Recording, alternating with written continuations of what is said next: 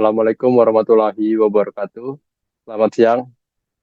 Pada minggu sebelumnya, kita telah mempelajari mengenai PPH pasal 22 yang dibahas oleh kelompok 2. Nah, pada minggu kali ini, kita akan membahas mengenai pasal PPH pasal 23 yang akan disampaikan oleh kelompok 3, yaitu kelompok kami. Adapun anggota dari kelompok kami sendiri, yaitu ada saya Rangga Firnanda, Tiara Agusari, dan Desta Olivia Stumo. Materi-materi yang akan kami sampaikan pada presentasi kali ini yaitu definisi PPH 23, tarif PPH 23 beserta objeknya, jenis PPH, jenis objek PPH 23, pihak pemotong dan pihak yang dikenakan PPH pasal 23, jenis-jenis penghasilan yang dikenakan PPH pasal 23, pengecualian PPH pasal 23, dan terakhir kami juga akan memberikan 2 contoh soal agar bisa lebih memahami materi yang kami sampaikan. Baik, kita langsung masuk ke materi yang pertama, yaitu definisi dari PPH pasal 23.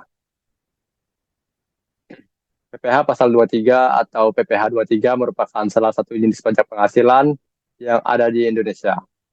Secara singkat, PPH 23 adalah pajak yang dikenakan pada penghasilan atas modal, penyertaan jasa, hadiah, bunga, dividen, royalti, atau hadiah dan penghargaan selain yang dipotong pada PPH pasal 21.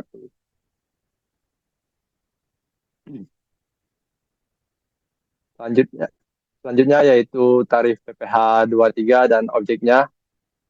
Jadi pada PPH pasal 23 ini terdapat dua tarif, yaitu tarif 15% dari jumlah bruto dan tarif 2% dari jumlah bruto. Tarif 15% dari jumlah bruto adalah jumlah dari bruto dividen, kecuali apabila pembagian dividen tersebut dibiarkan kepada orang pribadi, maka akan dikenakan bunga, final, dan royalti. Hadiah dan penghargaan yang Anda dapatkan kecuali yang sudah dipotong oleh PPH 21.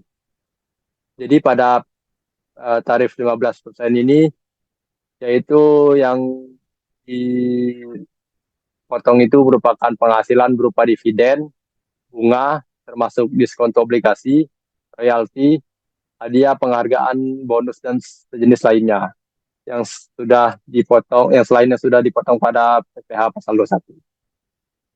Nah, selanjutnya pada tarif 2% ini, yaitu untuk penghasilan yang berupa sewa dan penghasilan lain terkait penggunaan harta, kecuali sewa tanah atau bangunan. Selain itu juga terkait dengan imbalan jasa seperti jasa teknik, jasa manajemen, jasa konstruksi, jasa konsultan, dan jasa lainnya sesuai dengan ketentuan. Nah, ada lagi tarif yang lain yaitu tarif bagi wajib pajak, tapi tidak memiliki NPWP. Nah, bagi wajib pajak yang masih belum memiliki NPWP, itu akan dipotong 100% lebih tinggi dari tarif PPH pasal 23. Selanjutnya yaitu mengenai jenis objek PPH pasal 23 yang akan disampaikan oleh teman kita Tiara Gustari. Saya persilakan kepada Tiara Gustari. Oke, baik. Di sini saya akan menyampaikan jenis-jenis objek PPH pasal 23. Sebenarnya ada banyak, tidak terbatas pada yang kami tampilkan di layar PowerPoint saja, tetapi di sini kami hanya mencantumkan sebanyak 9. Nah, PPH pasal 23 ini tergantung pada banyaknya jenis usaha, kemudian banyaknya jenis pekerjaannya, tetapi tidak memungkinkan jika kami mencantumkan semuanya ke dalam PowerPoint, makanya kami hanya mencantumkan sebanyak 9 saja. Itu yang pertama jasa penilai, kemudian jasa dekorasi, lalu jasa catering, jasa percetakan, jasa penerjemahan, jasa pelatihan, jasa perawatan kendaraan, jasa survei, dan jasa tester. Next. Selanjutnya yaitu ada pihak pemotong PPH pasal 23. Nah, perlu diketahui jika tidak semua pihak dapat memotong PPH pasal 23, pihak-pihak yang berkewajiban untuk memotong PPH pasal 23 ini yang pertama itu ada badan pemerintah. Seperti yang kita tahu, badan pemerintah itu adalah instansi pemerintah yang melakukan pembayaran atas penghasilan. Nah, penghasilan ini tuh merupakan objek dari PPh pasal 23. Bisa saja kementerian, kemudian non kementerian, bisa saja pemerintahan daerah, kemudian instansi lain yang dikelola oleh pemerintah. Kemudian yang kedua itu penyelenggara kegiatan. Nah, penyelenggara kegiatan ini adalah pihak yang menyelenggarakan suatu acara, kemudian mereka juga melakukan pembayaran kepada pihak ketiga. Nah, pihak ketiga ini tuh bisa saja individu atau badan. Nah, kemudian mereka melakukan pembayaran atas jasa, kemudian sewa, bisa juga penghasilan lain. Misalnya pembayaran jasa profesional seperti MC dan pembicara di suatu acara. Kemudian bisa juga pembayaran biaya sewa gedung, sewa alat-alat. Baiklah, selanjutnya yaitu ada perwakilan perusahaan luar negeri. Nah, mungkin poin kali ini tuh saya skip terlebih dahulu karena akan saya bahas lebih lanjut pada pembahasan selanjutnya. Lalu ada subjek pajak badan dalam negeri. Nah, seperti kita tahu, kalau subjek pajak ini kan artinya sasaran. Bisa itu berupa badan atau individu. Nah, di sini saya akan menjelaskan subjek pajak yang belum dipaparkan dalam PowerPoint. Yang pertama itu bisa berupa perusahaan swasta. Nah, contohnya PT, CV, firma atau dan lain-lain. Kemudian bisa juga BUMN seperti PT Pertamina, PT PLN, PT Telkom. Kemudian bisa juga BUMD, bisa juga individu yang menjalankan usaha atau pekerjaan bebas, misalnya pengusaha, konsultan, notaris. Bisa juga individu pemilik toko besar atau pemilik perusahaan perorangan yang telah dipercayakan atau telah ditunjuk langsung oleh Dirjen Pajak. Kemudian bisa juga lembaga keuangan, misalnya bank, lalu organisasi nirlaba atau yayasan. Selanjutnya yaitu ada bentuk usaha tetap atau BUT. Nah, mengapa perwakilan perusahaan luar negeri tadi saya skip? Karena bentuk usaha tetap ini adalah perwakilan atau cabang dari perusahaan asing yang menjalankan kegiatan usaha di Indonesia. Nah, mereka ini dianggap sebagai subjek pajak dalam negeri karena memperoleh penghasilan dari sumber-sumber yang ada di Indonesia. Walaupun perusahaan induknya berada di luar negeri. Misalnya kantor cabang perusahaan asing. Kemudian bisa juga pabrik, bengkel, tempat penambangan, ataupun proyek-proyek. eh Selanjutnya wajib pajak orang pribadi dalam negeri yang ditunjuk oleh Dirjen Pajak. Nah, sudah saya sebutkan sebelumnya ya, kalau misalkan di subjek pajak dalam negeri tadi itu eh, terdapat individu atau badan. Nah, individu ini tuh orang yang ditunjuk langsung oleh Dirjen Pajak. Mereka ini tuh bisa saja pemilik perusahaan perorangan, bisa juga pemilik toko besar. Kemudian ada pihak yang dikenakan PPh pasal 23.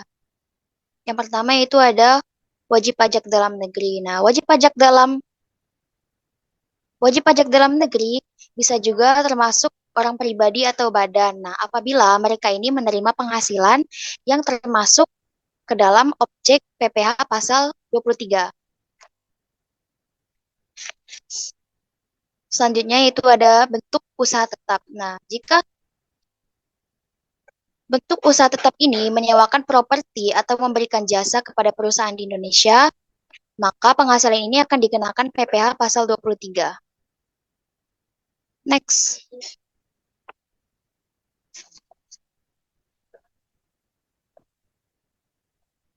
Baik, pembahasan berikutnya adalah jenis-jenis penghasilan yang dikenakan PPh pasal 23. Yang pertama ada dividen. Nah, dividen ini merupakan penghasilan yang diterima oleh pemegang saham sebagai keuntungan yang dibagikan. Dividen ini dikenakan PPh pasal 23 ketika dibayarkan kepada wajib pajak dalam negeri. Yang kedua ada royalti. Nah, royalti ini merupakan penghasilan yang diterima dari pemanfaatan kekayaan intelektual. Nah, bisa saja seperti hak cipta. Hak cipta ini mencangkup royalti yang diterima seperti penggunaan karya tulis, penggunaan musik, ataupun penggunaan seni. Kemudian yang kedua ada hak paten. Hak paten ini mencangkup produk-produk inovatif. Nah, kemudian yang ketiga ada merek dagang. Merek dagang ini mencangkup penggunaan merek yang terdaftar. Selanjutnya itu ada bunga. Bunga ini diterima dari pinjaman atau simpanan dari bank atau lembaga keuangan lainnya, kecuali bunga pinjaman yang bersifat kredit pasal 23. Kemudian ada hadiah, penghargaan, dan bonus. Hadiah, pihak yang menerima hadiah akan dikenakan PPh 23. Misalnya di suatu acara diselenggarakan terdapat individu yang memperoleh penghargaan, maka itu akan dikenakan PPh pasal 23. Kemudian bisa berlaku juga dengan bonus di suatu perusahaan, misalnya memberikan penghasilan tambahan kepada karyawannya, maka itu juga diberlakukan PPh pasal 23. Dan yang terakhir itu ada sewa dan imbalan. Sewa ini merupakan penghasilan, maaf, penghasilan dari sewa yang dikenakan PPh pasal 23 seperti sewa tanah, seperti sewa bangunan, kemudian bisa juga sewa alat-alat. Next. Baik, sekian penjelasan dari saya kembalikan ke moderator. Baik, terima kasih kepada Tiara atas penyampaiannya. Selanjutnya yaitu akan disampaikan oleh teman kita yang lain yaitu Desta Olivia Stomo. Silakan kepada Desta. Oke, baik. Terima kasih kepada moderator atas kesempatannya. Di sini saya akan menjelaskan mengenai pengecualian PPh 23. Yang kita ketahui bahwa pajak penghasilan PPh 23 ini itu pajak penghasilan yang dikenakan atas penghasilan berupa bunga, royalti, sewa, jasa, dan hadiah yang lain telah dipotong oleh PPh 21 tadi. Nah, ada beberapa pengecualian PPh 23. Yang pertama adalah penghasilan mempunyai ikatan hutang dari bank. Ini maksudnya itu uang yang diterima dari bank itu sebagai pinjaman berupa bunga atau uang muka. Contohnya misal kita kredit rumah, berarti bunga yang dibayar setiap bulan itu adalah PPh yang mempunyai ikatan hutang dari bank. Terus yang kedua adalah sewa yang terutang sehubungan dengan sewa guna usaha dengan hak opsi. Ini tuh maksudnya jumlah uang yang harus dibayarkan oleh pihak yang menyewa kepada pihak yang menyewakan atas penggunaan suatu barang modal dalam jangka waktu tertentu. Nah, yang maksud terutang itu adalah jumlah uang yang merupakan kewajiban yang harus dipenuhi oleh yang menyewa. Terus yang ketiga adalah dividen yang diperoleh oleh PT yang bertempat tinggal di Indonesia yang berasal dari cadangan laba yang ditahan sebagai wajib pajak dalam negeri, koperasi, dan BUMN atau BUMD. Nah, kenapa dividen ini tuh termasuk pengeluaran PPh 23 karena dividen tersebut tuh diinvestasikan kembali di Indonesia dalam jangka waktu tertentu. Terus yang keempat itu adalah SHU, itu adalah sisa hasil usaha koperasi yang dibayarkan koperasi kepada anggotanya. Terus yang terakhir adalah penghasilan yang terutang kepada badan usaha atas jasa keuangan yang berfungsi sebagai penyalur pinjaman atau pembiayaan. Oke, di sini saya akan membahas contoh soal. Jadi yang contoh soal ini tuh bergerak di bidang catering atau jasa catering. Jadi PT Cermat meminta CV Selera Sedap yang bergerak di bidang pengadaan catering untuk menyediakan makanan dalam rangka perkenalan produk untuk sekitar 500 orang. Kontrak yang disepakati untuk pengadaan catering tersebut 30 juta. Dasar pemotongan untuk jasa catering tersebut adalah seluruh tagihan dari CV Selera Sedap yaitu sebesar 30 juta. Nah, jawabannya itu, jadi atas pembayaran yang dilakukan oleh PT Cermat kepada CV Selera Sedap dipotong PPh pasal 23 adalah sebesar 2%. Kenapa 2%? Ini tuh sesuai dengan yang tadi rekan saya jelaskan, itu Rangga, bahwa jenis imbalan jasa lainnya yang diatur oleh dalam Peraturan Menteri Keuangan nomor 141 atau PMK itu termasuk ini. Seperti contoh yang dijelaskan oleh Tiara tadi, ini adalah salah satu contohnya. Jadi 2% dikali 30 juta, jadi hasilnya itu 600.000. Nah, untuk selanjutnya, contoh soal terakhir, ini Pak Kelik menerima royalti atas hak yang digunakan sebesar 10 juta berapa besar pemotongan PPh pasal 23 atas royalti yang diberikan oleh Pak Kelik. Nah, jawabannya itu karena dia royalti, jadi itu 15%, jadi besar royaltinya itu 10 juta, jadi besar pemotongan itu 15% dikali 10 juta. Hasilnya itu Rp1.500.000. Mungkin sekian penjelasan dari saya akan kembalikan ke moderator. Baik, terima kasih kepada Desta atas penyampaiannya. Jadi kesimpulannya yaitu PPh pasal 23 ini adalah ketentuan pajak penghasilan yang dikenakan atas penghasilan tertentu yang diterima oleh wajib pajak, termasuk dividen, royalti, dan imbalan jasa. Pajak ini dipotong oleh pihak yang memberikan penghasilan dan disetorkan ke kas negara. Besar tarifnya juga bervariasi tergantung pada jenis penghasilan dan status wajib pajak.